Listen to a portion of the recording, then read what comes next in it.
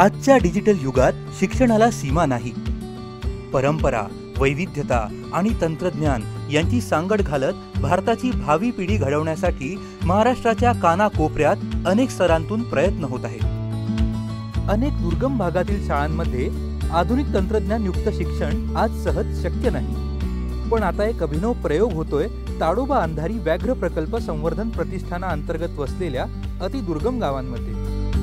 भारताच्या मध्यभागी वसलेल्या जैवविविध आणि वाघांचं प्रजनन स्थळ म्हणून प्रख्यात असलेल्या ताडोबा अंधारी व्याघ्र प्रकल्पात संवर्धन प्रतिष्ठानातर्फे बफर आणि पुनर्वसन झालेल्या गावातील शाळांमध्ये ई-लर्निंग संचांचं वाटप करण्यात आलंय. सर्व समावेशक समृद्ध समाज घडवायचा असेल तर दर्जेदार शिक्षणाशिवाय त्याला पर्याय नाही. पण अतिदुर्गम भागात जिथे पायाभूत सुविधांचा सुद्धा अभाव असतो तिथे दर्जेदार शिक्षण उपलब्ध करून देणं म्हणजे एक आव्हानच.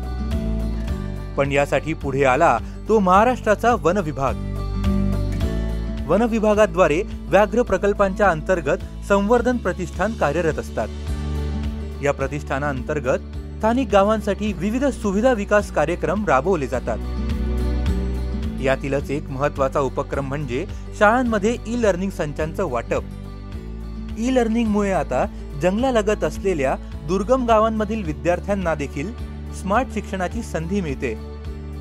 ई-लर्निंग संचामध्ये गणित, विज्ञान, भूगोल या विषयातील क्लिष्ट भाग अतिशय सोप्या पद्धतीनं विद्यार्थ्यांना समजेल असे व्हिडिओ आणि प्रयोग असतात. प्राथमिक वर्गातील मुलांसाठी उद्बोधनात्मक गोष्टी आणि कविता देखील यात असतात. या नाविन्यपूर्ण शिक्षणामुळे विद्यार्थी बोर न होता अभ्यासात विशेष रुची घेऊ लागले आहेत. शाळेकडे त्यांचा ओढा वाढलाय.